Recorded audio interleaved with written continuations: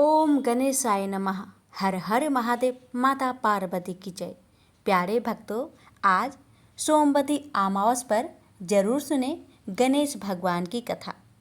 इनकी कथा श्रवण करने मात्र से ही आपकी सभी मनोकामना जल्द ही पूर्ण हो जाएगी।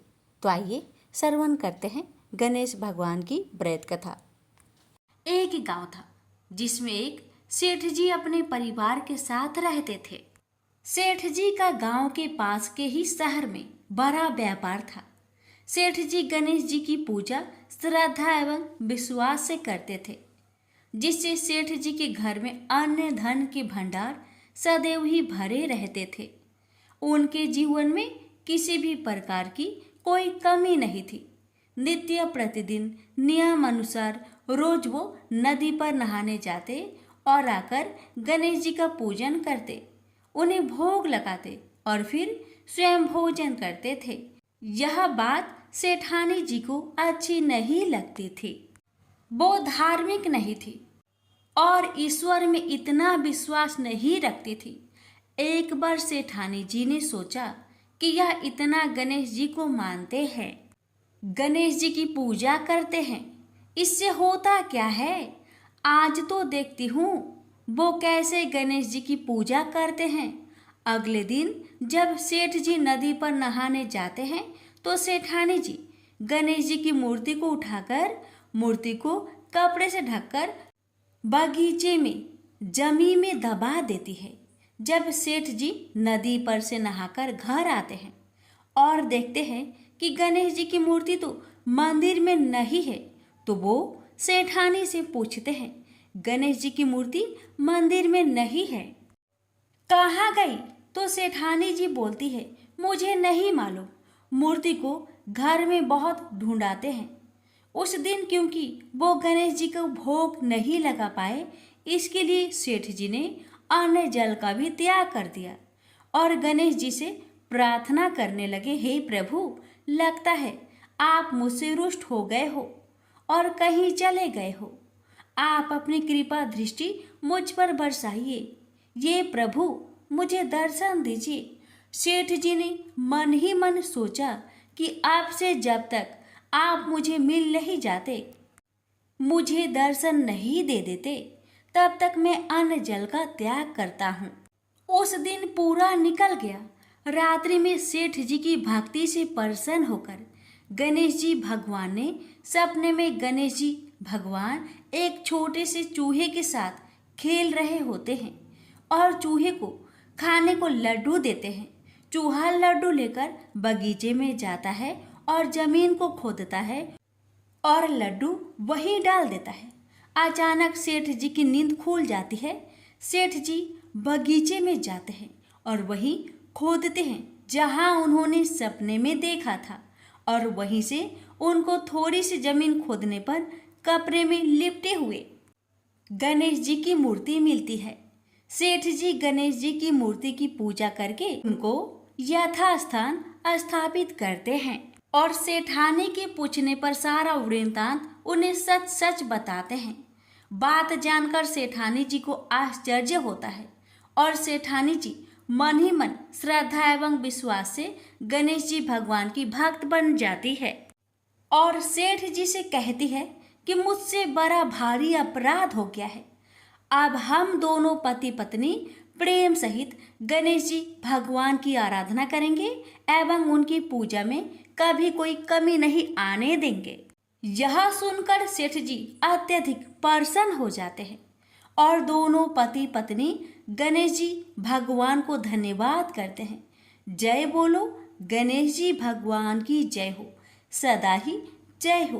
प्रभु, अपनी अनुकंपा सेठ सेठानी के समान ही हम सभी पर बनाए रखना। कहानी सुनने वालों की सभी मनोकामनाएं पूर्ण करना। एक बार गणेश जी एक बहुत सुंदर गांव से गुजर रहे थे। इस गांव के खेत हरे भरे थे। सुबह का समय था। ठंडी पवन का आनंद लेते हुए गणेश जी मूषक पर सवार होकर चले जा रहे थे। इतने में वह एक खेत से गुजरे तो आनंदवश फसलों में हाथ फिरा दिया। गणेश जी के ऐसा करने से उस फसल के कुछ दाने हाथ में आ गए। अब गणेश जी को पछतावा हुआ कि उन्होंने तो चोरी कर ली। भले ही उन्होंने जानबूझकर नहीं चुराया, लेकिन अब फसल के दाने तो उनके हाथ में आ गए। गणेश जी ने गिने तो वह 12 थे। अब गणेश जी ने उस खेत के मालिक को खोजा और उन सेठ जी के यहाँ 12 साल की नौकरी पर लग गए। एक दिन सेठानी राख से हाथ धोने लगी तो गणेश जी ने सेठानी का हाथ पकड़कर मिट्टी से हाथ धुलवा दिया। सेठानी ने सेठ जी से शिकायत की और कहा कि देखो, नौकर ने मेरा हाथ पकड़ लिया। सेठ जी ने गणेश को बुलाकर पूछा कि तुमने सेठानी का हाथ क्यों पकड़ा? गणेश जी ने बोला कि मैंने तो बस ये कह रहा था कि राख से हाथ धोने से घर की लक्ष्मी नाराज होकर घर से चली जाती है और मिट्टी से हाथ धोने से आती है। सेठ जी ने सोचा कि गणेश ठीक कह रहा है। थोड़े दिनों बाद कुंभ का मेला आया। सेठ जी ने कहा, गणेश, सेठानी को कुंभ के मेले में स्नान करा कर ले आओ। सेठानी किनारे पर बैठकर नहा रही थी तो गणेश जी उनका हाथ पकड़कर आगे डुबकी लगवा लाए। घर आकर सेठानी ने सेठ से कहा कि गणेश ने तो मेरी इज्जत ही नहीं रखी और इतने सारे आदमियों के बीच में मुझे घसीटकर आगे पानी में ले गए। तब सेठ जी ने गणेश जी से पूछा कि ऐसा क्यों किया? तो गणेश जी ने कहा कि सेठानी किनारे बैठकर गंदे पानी से नहा रही थी तो मैं आगे अच्छे पानी में डुबकी लगवा कर ले आया। इससे अगले जन्म में बहुत बड़े राजा और राजपाट मिलेगा। सेठ जी ने सोचा कि गणेश ठीक कह रहा है। एक दिन घर में पूजा पाठ हो रही थी, हवन हो रहा था। सेठ जी ने गणेश को कहा कि जाओ सेठानी को बुलाकर ले आओ। गणेश सेठानी को बुलाने गए तो सेठानी काली चुनरी ओढ़कर चलने लगी तो गणेश जी ने काली चुनरी फाड़ दी और कहा कि लाल चुनरी ओढ़ के चलो। सेठानी नाराज होकर सो गई। सेठ जी ने आकर पूछा, क्या बात है? तो सेठानी बोली कि गणेश ने मेरी चुनरी फाड़ दी। सेठ जी ने गणेश को बुलाकर बहुत डांटा तो गणेश जी ने कहा, पूजा पाठ में काला वस्त्र नहीं पहनते हैं, इसलिए मैंने लाल वस्त्र के लिए कहा। काला वस्त्र पहनने से कोई भी शुभ काम सफल नहीं होता है। फिर सेठ जी ने सोचा कि गणेश है तो समझदार। एक दिन सेठ जी पूजा करने लगे तो पंडित जी ने बोला कि वो गणेश जी की मूर्ति लाना भूल गए, अब क्या करें?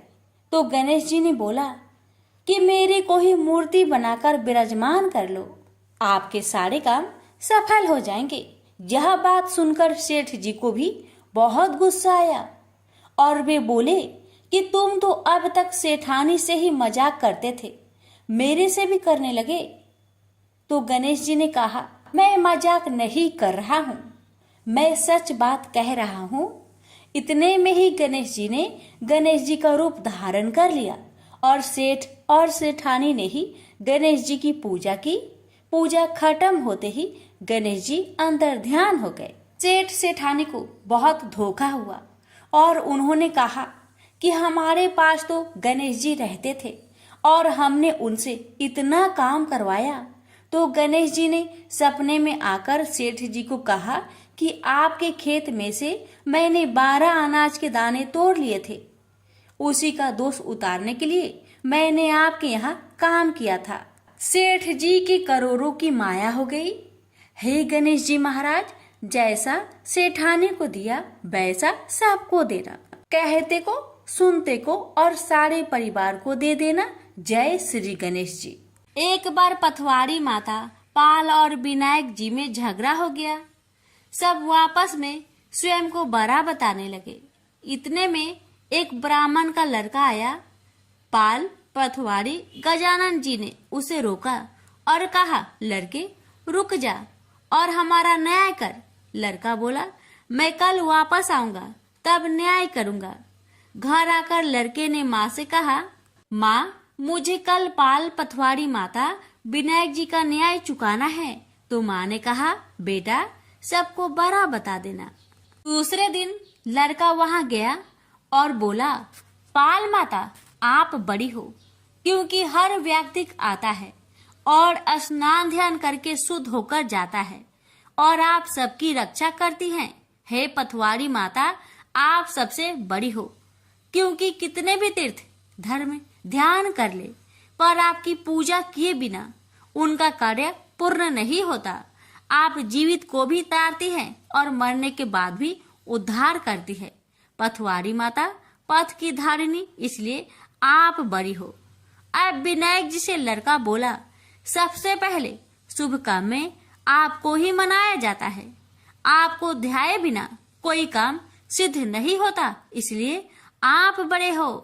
पाल माता, पथवाड़ी माता, विनायक जी भगवान लड़के की चतुराई से प्रसन्न हो गए और बोले, लड़के तुमने तो हम सबको बड़ा कर दिया। उसको सुखी रहने का आशीर्वाद दिया और जौ के दाने उसके अंगोछे में डाल दिया। लड़का सोचने लगा, ये तो घाटे का सौदा रहा। सारा दिन खराब कर न्याय किया और इतने से जौ मिले। उदास मन से घर आकर अंगोछा एक कोने में डाल दिया। माँ ने अंगोछा उठाया तो उसमें से हीरे मोती बिखर गए। तो माँ बोली, बेटा न्याय करके क्या लाया है? लड़का बोला, माँ कोने में जो पड़ा है देख लो। वहां गई, देखा हीरे मोती का ढेर लगा है। हीरे मोती जगमगा रहे हैं। माँ अत्यधिक प्रसन्न हो गई। माँ ने बेटे को बुलाया और कहा, बेटा आज तो पाल माता, पथवाड़ी माता, विनायक जी भगवान आज तो हम पर प्रसन्न हुए हैं। माँ बेटे बहुत प्रसन्न हुए। हे भगवान, जैसा पाल माता, पथवाड़ी माता, विनायक जी भगवान ने लड़के को दिया, वैसे सबको देना। कहानी कहने सुनने हुक्कर भरने वालों को सुख समृद्धि धन्य धान्य देना। प्रेम से बोलिए, पाल पथवाड़ी विनायक भगवान की जय। एक बार गणेश जी ने पृथ्वी के मनुष्य की परीक्षा लेने का विचार किया। वे अपना रूप बदलकर पृथ्वी पर भ्रमण करने लगे।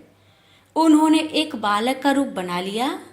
एक हाथ में एक चम्मच में दूध ले लिया और दूसरे हाथ में एक चुटकी चावल ले लिए और गली गली घूमने लगे।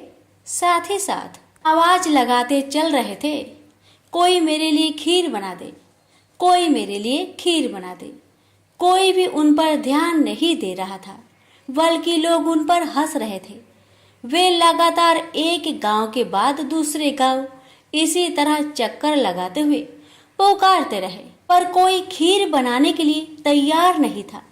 सुबह से शाम हो गई, गणेश जी लगातार घूमते रहे। एक बुढ़िया थी, शाम के वक्त अपनी झोपड़ी के बाहर बैठी हुई थी। तभी गणेश जी वहां से पुकारते हुए निकले कि कोई मेरी खीर बना दे, कोई मेरी खीर बना दे। बुढ़िया बहुत कोमल हृदय वाली स्त्री थी। उसने कहा, बेटा मैं तेरी खीर बना देती हूँ। गणेश जी ने कहा, माई अपने घर में से दूध और चावल लेने के लिए बर्तन ले आओ। बुढ़िया एक कटोरी लेकर जब झोपड़ी के बाहर आई तो गणेश जी ने कहा, अपने घर का सबसे बड़ा बर्तन लेकर आओ। बुढ़िया को थोड़ी झुलझुलाहट हुई, पर उसने कहा, चलो बच्चे का मन रख लेती हूँ। और अंदर जाकर वह अपने घर का सबसे बड़ा पतीला लेकर बाहर आई। गणेश जी ने चम्मच से पतीले में दूध उड़ेलना शुरू किया। तब बुढ़िया के आश्चर्य की सीमा न रही। जब उसने देखा दूध से पूरा पतीला भर गया है, एक के बाद एक वह बर्तन झोपड़ी से बाहर लाती गई और उसमें गणेश जी दूध भरते चले गए। इस तरह से घर के सारे बर्तन दूध से लबालब भर गए। गणेश भगवान ने बुढ़िया से कहा, मैं स्नान करके आता हूँ, तब तक तुम खीर बना लो, मैं वापस आकर खाऊंगा। बुढ़िया ने पूछा, मैं इतनी सारी खीर का क्या करूंगी? इस पर गणपति जी बोले, सारे गांव को दावत दे दो। बुढ़िया ने बड़े प्यार से मन लगाकर खीर बनाई। खीर की भीनी भीनी मीठी मीठी खुशबू चारों दिशाओं में फैल गई। खीर बनाने के बाद वह हर घर में जाकर खीर खाने का न्योता देने लगी। लोग उस पर हंस रहे थे। बुढ़िया के घर में खाने को दाना नहीं, और यह सारे गांव को खीर खाने की दावत दे रही है। लोगों को कौतूहल हुआ और खीर की खुशबू से लोग खींचे चले आए। लो, सारा गांव बुढ़िया घर में इकट्ठा हो गया। जब बुढ़िया की बहू को दावत की बात मालूम हुई तब वह सबसे पहले वहां पहुंच गई। उसने खीर से भरे पतीलों को जब देखा तो उसके मुंह में पानी आ गया। उसे बड़ी जोर से भूख लगी हुई थी। उसने एक कटोरी खीर निकाली और दरवाजे के पीछे बैठकर खाने को तैयार करने लगी। इसी बीच एक छींटा गिर गया और गणपति जी का भोग लग गया और वो प्रसन्न हो गए। अब पूरे गांव को खाने की दावत देकर बुढ़िया वापस अपने घर आई। उसने देखा बालक वापस आ गया था। बुढ़िया ने कहा, बेटा खीर तैयार है, भोग लगा लो। गणपति जी बोले, माँ भोग तो लग चुका है, मेरा पेट पूरी तरह से भर गया है, मैं तृप्त हूँ, अब तू खा, अपने परिवार और गांव वालों को खिला। बुढ़िया ने कहा, यह तो बहुत ज्यादा है, सबका पेट भर जाएगा, इसके बाद भी यह बच जाएगी। उस बची खीर का मैं क्या करूंगी? ईश्वर गणेश जी बोले, उस बची खीर को रात में अपने घर के चारों कोनों में रख देना। और बुढ़िया ने ऐसा ही किया। जब सारा गांव जी भरकर खा चुका तभी ढेर सारी खीर बच गई। उसने उसके पत्र को अपने घर के चारों तरफ रख दिया। भाव उठकर उसने क्या देखा? पतीले में खीर के स्थान पर हीरे, जवाहरात और मोती भर गए हैं। बहुत खुश हुई। उसकी सारी दरिद्रता दूर हो गई। वह आराम से रहने लगी। उसने गणपति जी का एक भव्य मंदिर बनवाया और साथ में एक बड़ा सा तालाब भी खुदवाया। इस तरह उसका नाम दूर दूर तक प्रसिद्ध हो गया। उस जगह वार्षिक मेले लगने लगे। लोग गणेश जी की कृपा प्राप्त करने के लिए उस स्थान पर पूजा करने और मान्यताएं मानने के लिए आने लगे। गणेश जी सबकी मनोकामनाएं को पूरी करने लगे। प्रेम से बोलिए गणेश भगवान की जय।